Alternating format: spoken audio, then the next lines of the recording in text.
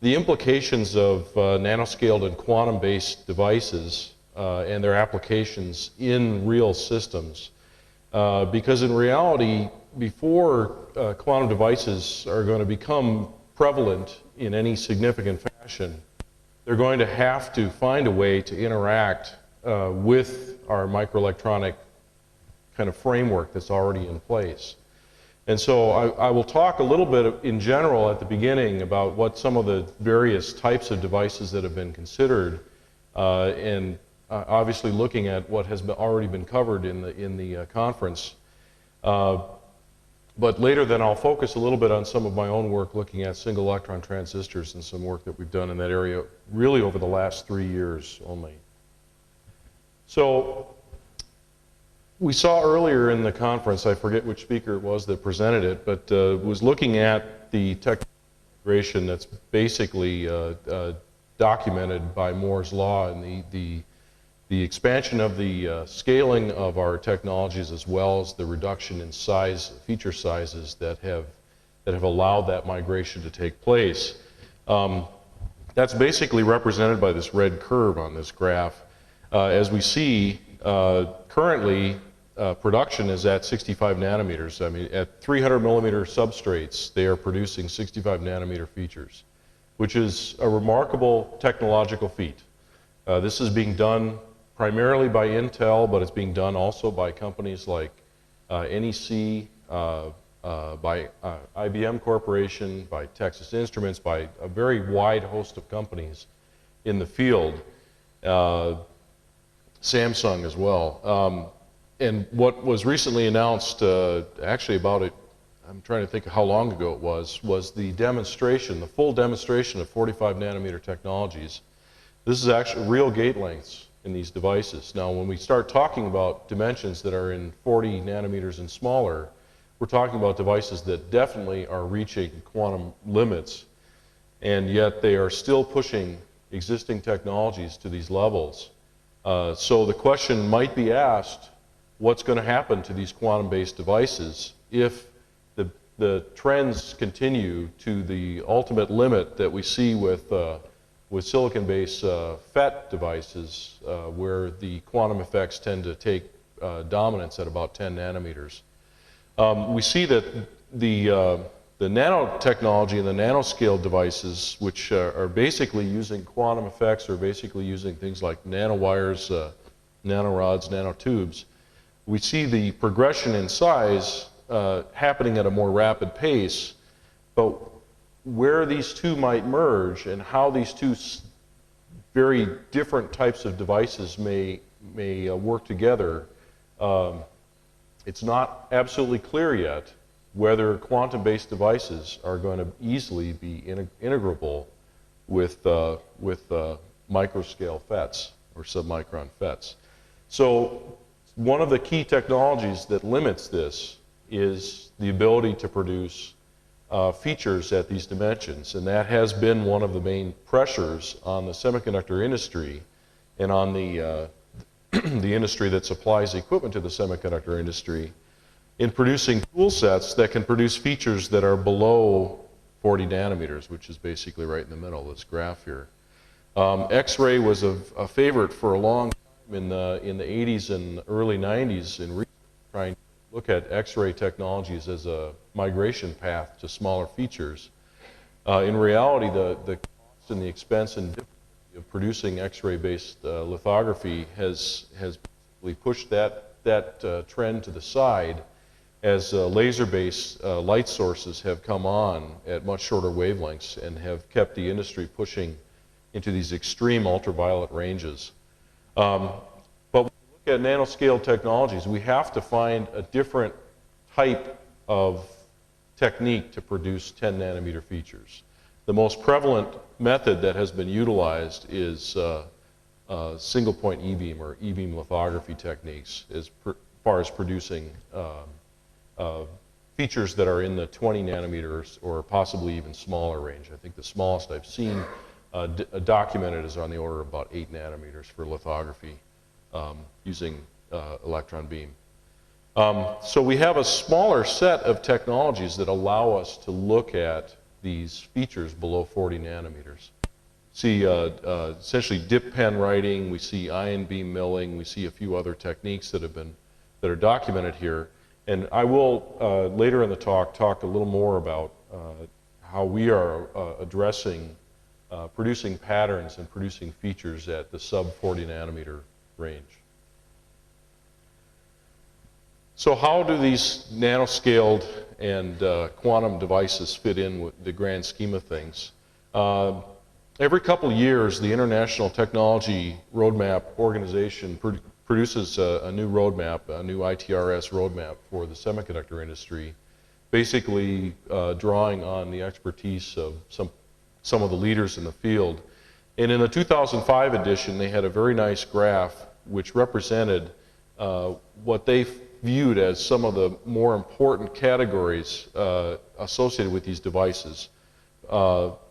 On the horizontal axis here is basically the speed of the devices, and this speed is projected on this side. The cost is projected along this back face. The cost of the technology based on the projections that they had, and then the size you can see projected on the bottom face. And if we look at where silicon CMOS-based technologies are, we see that the technologies have basically explored down to about the 10 to the minus 8 meter range, in that kind of 40, 30, 25 nanometer range, possibly even down to 10 nanometers. And we see where some of these other technologies lie, some of which we've talked about. We've talked about some biologically inspired technologies, molecular electronics. I'm going to be talking about some alternative quantum electronic devices, effectively SCT devices I'll talk about. And some of the work that's been discussed about carbon nanotube-based devices also would fall basically in some of these ranges. But what you'll note is that there are trade-offs in how these devices behave. And there's no one device that has either the smallest feature size, coupled with the fastest switching time, coupled with the least expense. So industry is probably going to get to a point where it finds niche areas for specific types of devices and specific types of uses of these different technologies. So I fully expect us to see over the course of the next 20 years the integration of SCT devices with molecular electronics, with biologically inspired devices, perhaps all on the same substrate in the same monolithically integrated package. I fully expect to see all of them for certain applications. So, because they all have different implications for how the device behaves, I think we also have to look at this hierarchical structure where we look at how the device behaves compared to the paradigm that we're currently in, and whether there are other paradigms that are necessary to allow us to go to the next state, whether it be with the techniques with quantum computing or soft computing, whether some of the spintronic or molecular devices will allow some unique contribution in those areas. That is not fully realized right now.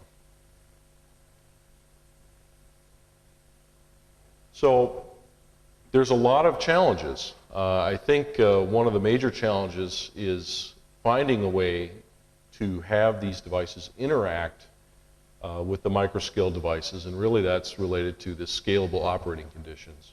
A major issue with a lot of these ultra small devices is that either they do not conduct significant amount of charge, or they require a significantly large signal voltage in compared to the voltage out that they produce.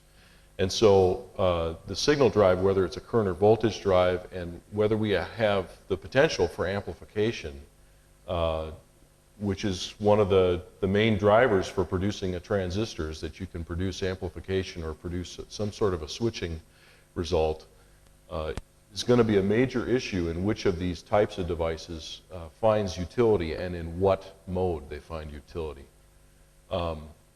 is brought up earlier in the conference, that there's no paradigm right now for looking at how interconnect delays impact computing significantly, and I think that this also is something that we're going to see in a very different way at the quantum scale with these quantum devices.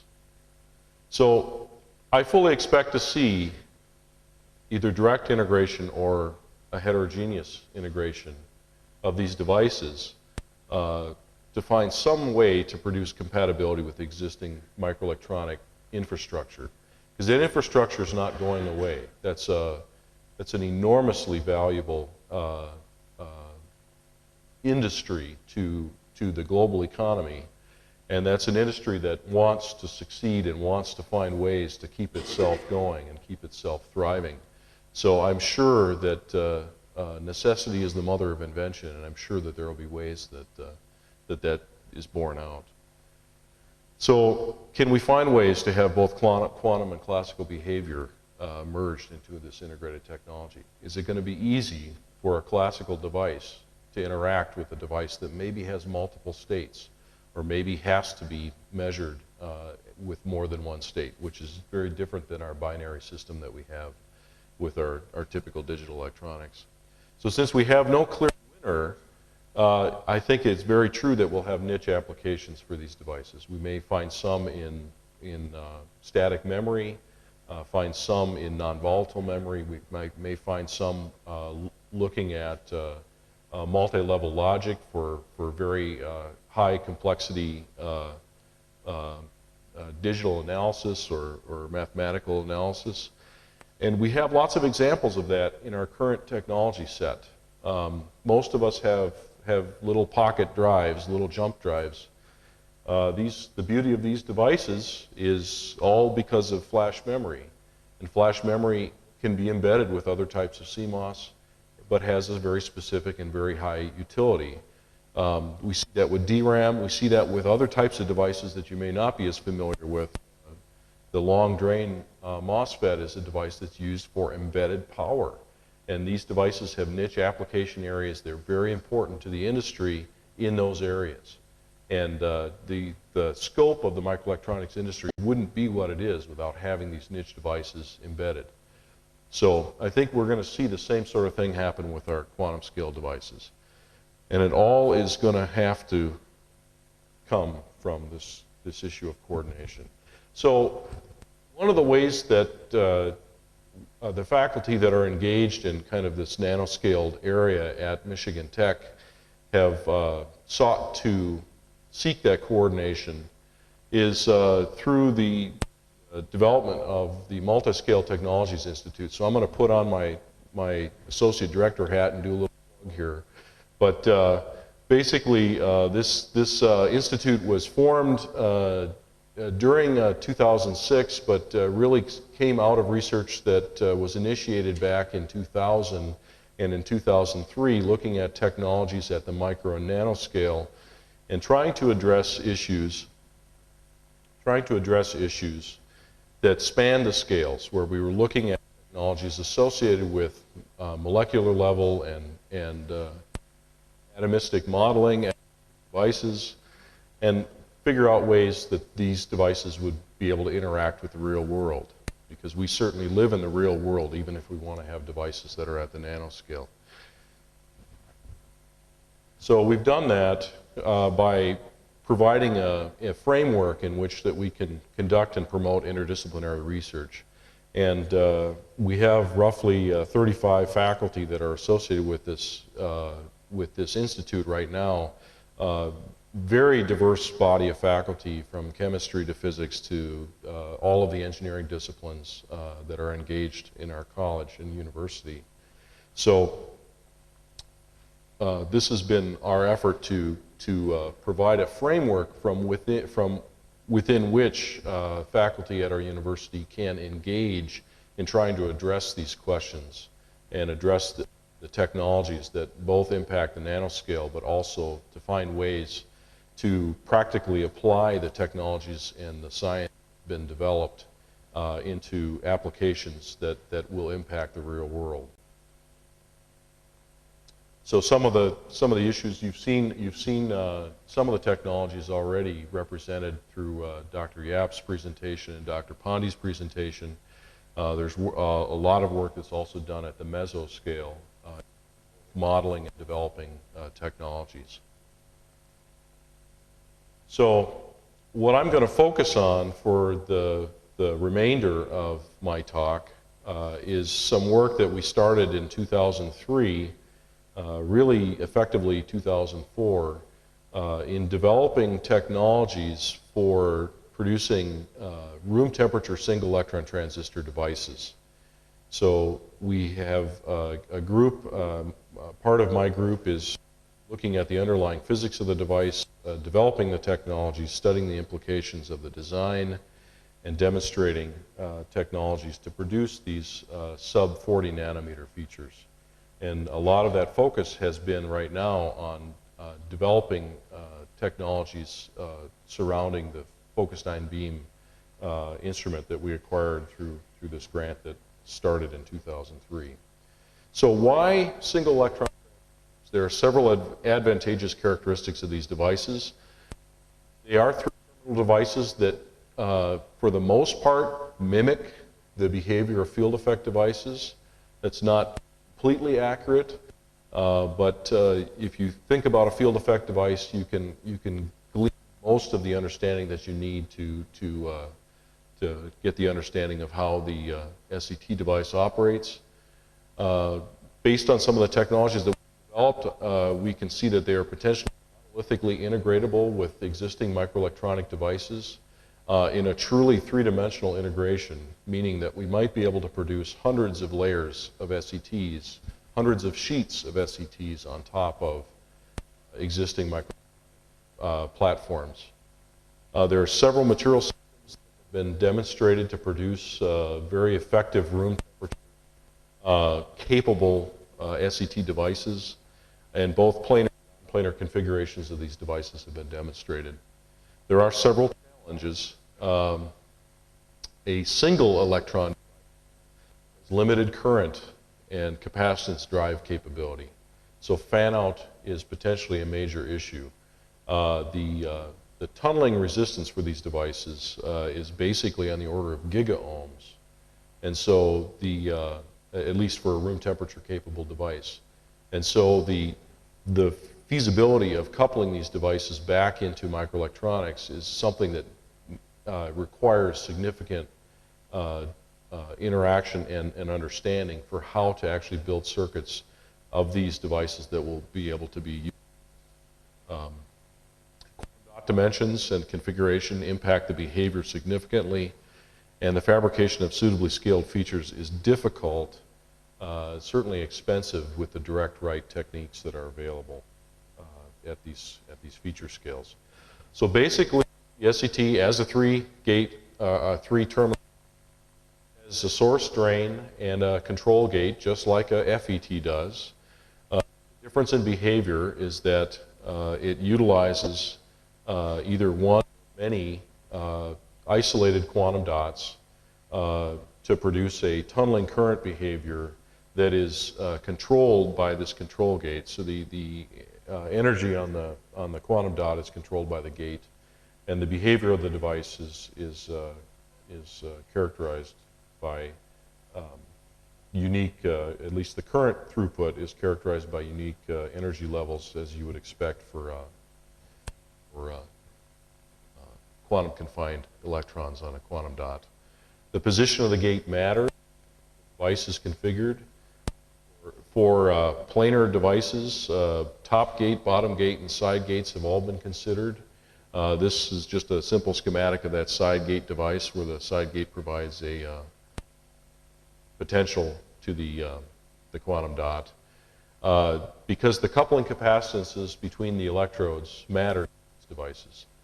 You would like to have very small coupling capacitances, very low capacitances, for these devices to operate at speeds that are significant and operate at temperatures that are also significant. So functionally, if you were to draw a schematic of these devices, or to draw how they would be utilized, Basically, you have your source and drain terminals that are coupled to the quantum dot through a capacitance and a tunneling resistance, and you have a capacitively coupled gate to that quantum dot to change the energetics of the dot. The tunneling rate is given by the energetic favorability of the available states, which is reflected by the energies across your tunneling barrier. This tunneling resistance represents the probability of tunneling across those barriers. And because we want to look at current flow, we want to look at both the tunneling probability both ways and the tunneling probability across both gates.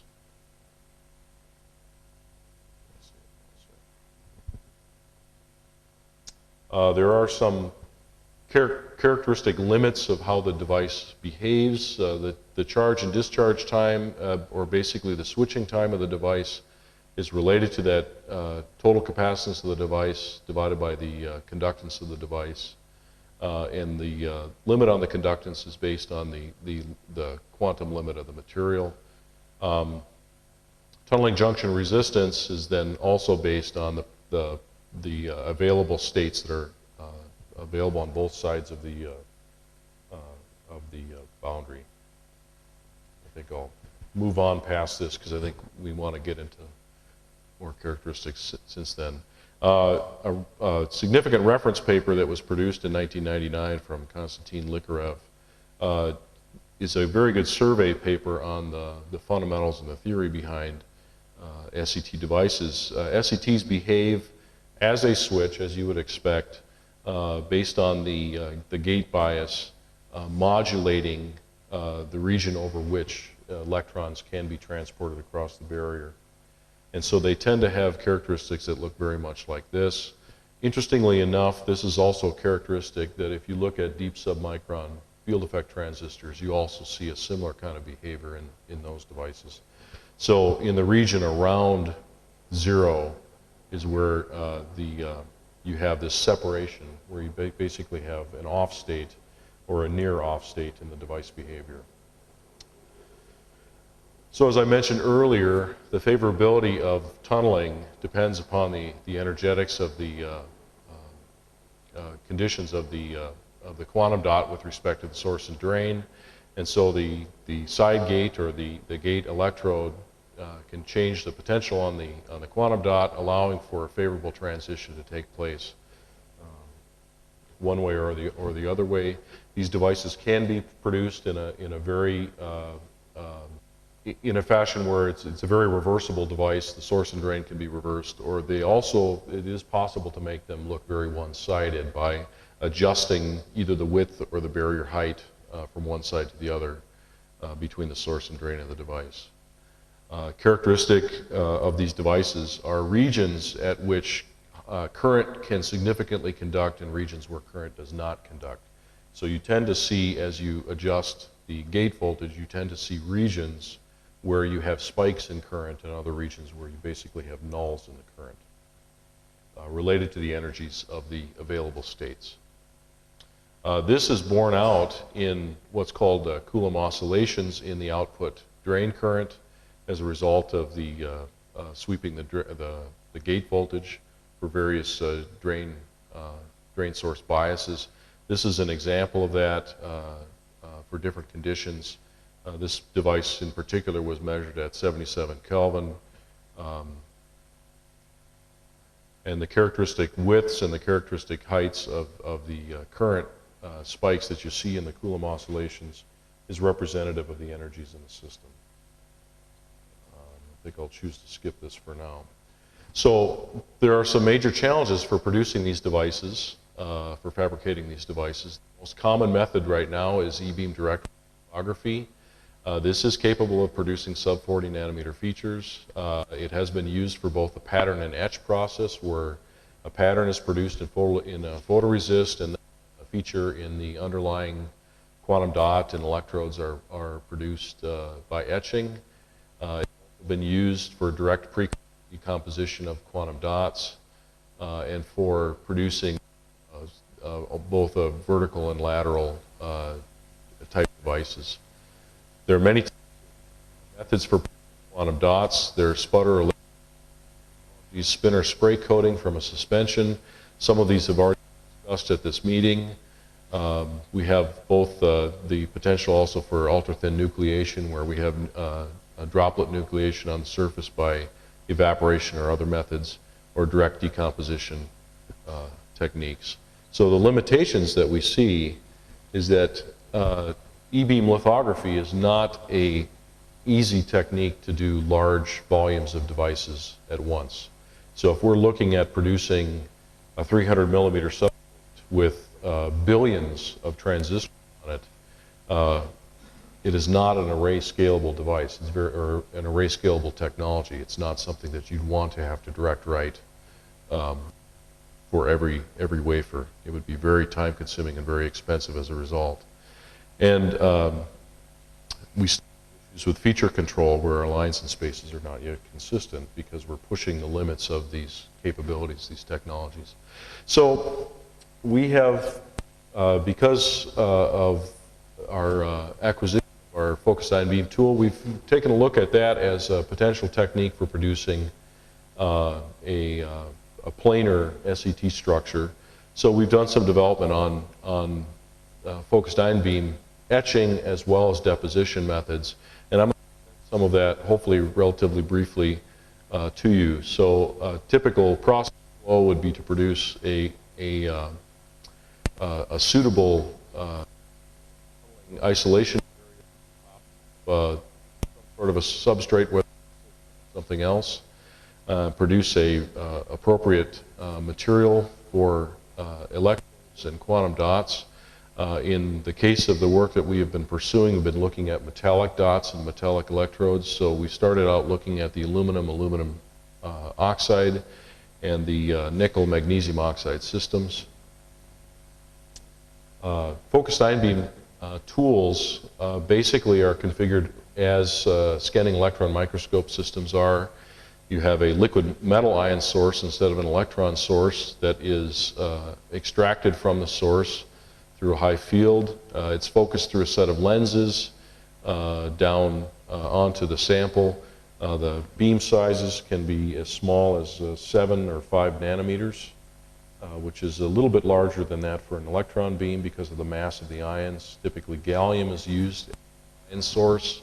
They're accelerated on the order of 25 to 30 kilovolts before they reach the target surface. So when focused on the surface,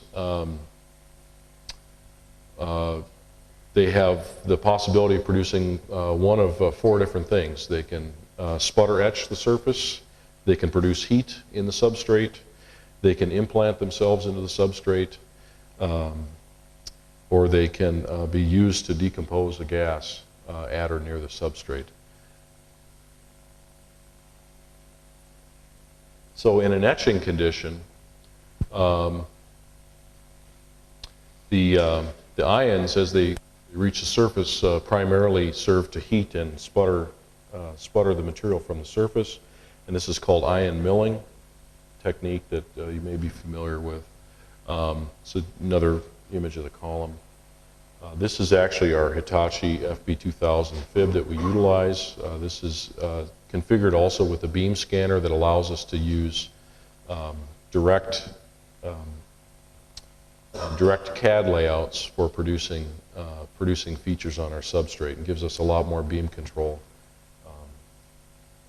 than the system as is.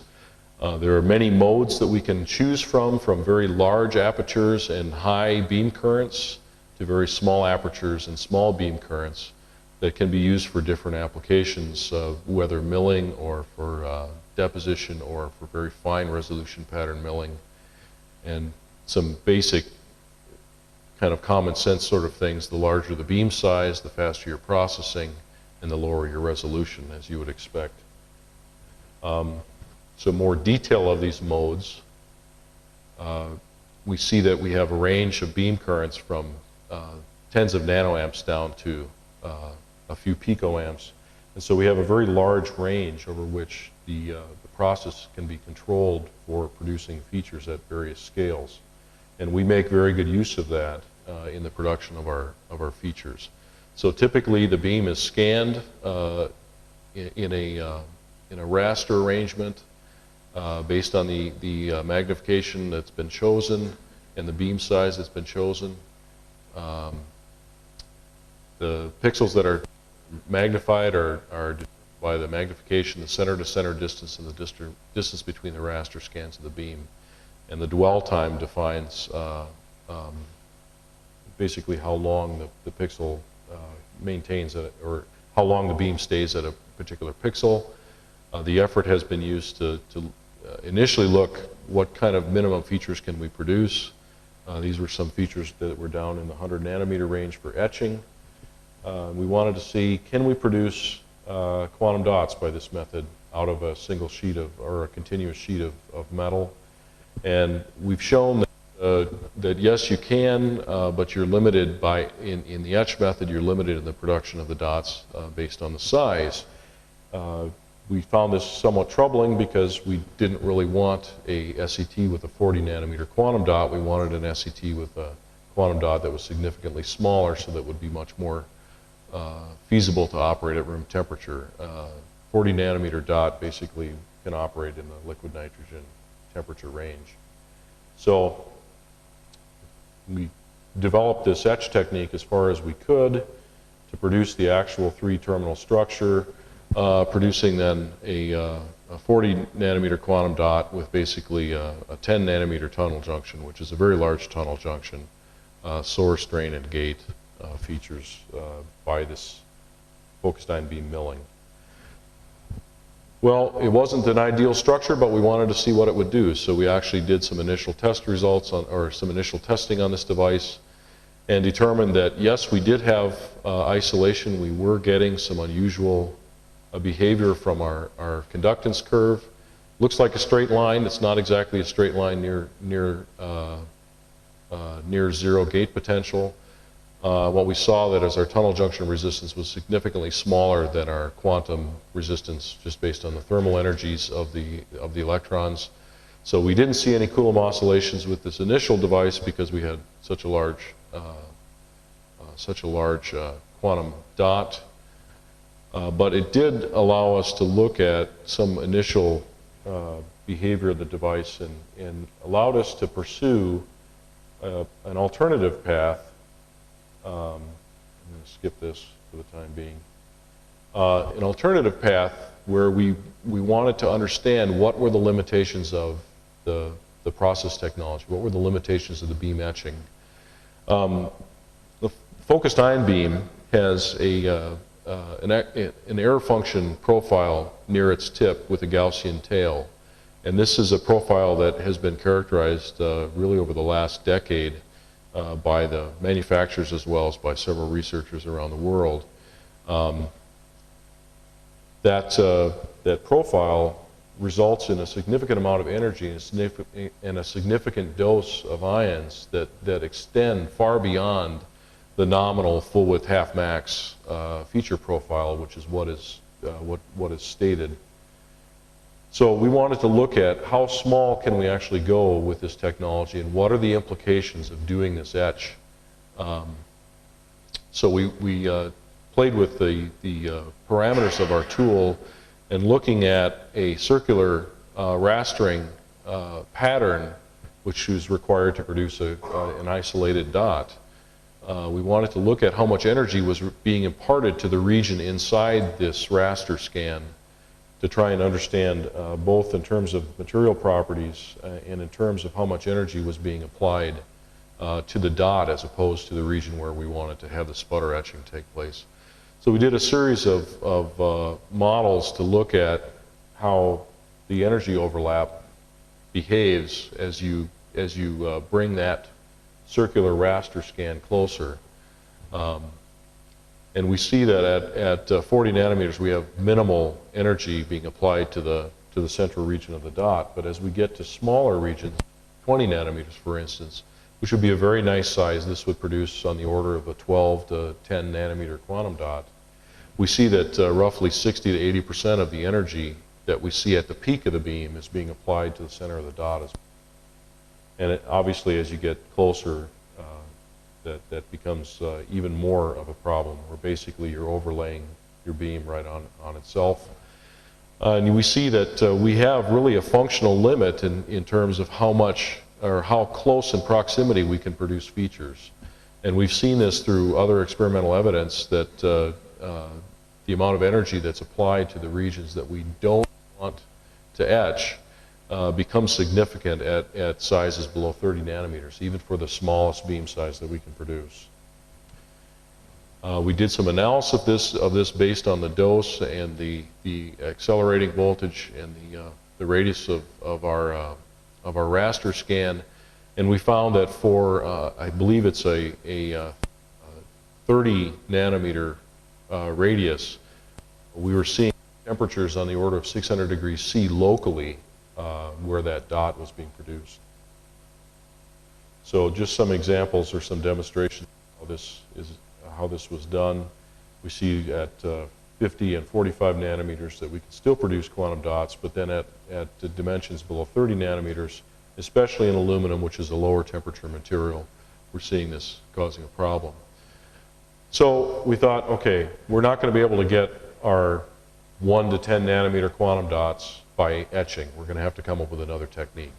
Well, fortunately, we also are able to do deposition with our tool, and we actually have a tungsten gas source, a tungsten precursor source for producing tungsten thin films by fib. And we thought, okay, we're going to see, can we produce isolated islands of tungsten by fib deposition?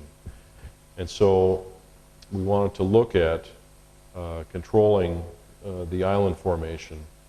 And we found that actually by controlling our residence time, we are able to produce isolated islands on the order of 10 nanometers or smaller because of the trade-off in the deposition rate versus the sputter ablation rate caused by the fib beam. So we were able to produce then islands. I think one of my slides is missing here. Oh, okay. Sorry, I'm missing a very important slide, but I'll show it to you here. Able to produce isolated islands in a matrix that range from basically 15 down to about 6 or 5, and this we can do very repeatably, very controllably, and we're using this then as our source for our quantum dots for our SET devices. Now we have looked at basically a new technology utilizing the deposition mode for producing the quantum dots, and then using deposition also for producing the leads into the device. So we're looking at here, instead of a single dot device, we're looking at a multi-dot SET, which changes its behavior somewhat. But I'll show you some results on these devices next. So we found that this technique works very well. We have a technique for oxidizing the quantum dots that is not yet published, so I'm not going to talk, and actually I'm not authorized to talk about it yet. So, but this device we're able to produce on the order of 50 nanometer spacing between our source and drain electrodes, which means we probably have on the order of 3 to 5 quantum dots minimum that are participating in conduction in the device. And we see that, as we saw with the reference source, we see that about the zero gate potential and zero drain potential, we see curvature in our conductance, and that's indicative of this quantum behavior in the SET, and that is confirmed even further as we look at small scan across gate voltage, and we see this behavior of Coulomb blockade taking place in our drain current for a given source drain voltage. And this was measured at room temperature, and we do have measurements that have also been taken at lower temperature to look at comparing and trying to understand the behavior of the devices. Another graph over a slightly different range, I believe also at room temperature. anyway, so for the various topologies we've looked at these results, and we do have confirmation in these outputs, confirmation that we are indeed seeing these Coulomb blockade events and quantum confinement results in the outputs. Again, various device topologies give slightly different behaviors. We see in this case, we see much stronger curvature at the extremes of the conductance curve, which is potentially a good thing. And we see this for a variety of different devices, spacings, and configurations. So we have confirmation that, yes, we do see room temperature SET behavior. And to our knowledge, this is the only, we are the 5th group in the world that's demonstrated room temperature SET behavior. There's only one other group in the U.S. that's done it. So there's not, this field has been around for 10, 15 years. These sorts of devices have been proposed much earlier than that, but effectively have been studied for the last 10 to 15 years.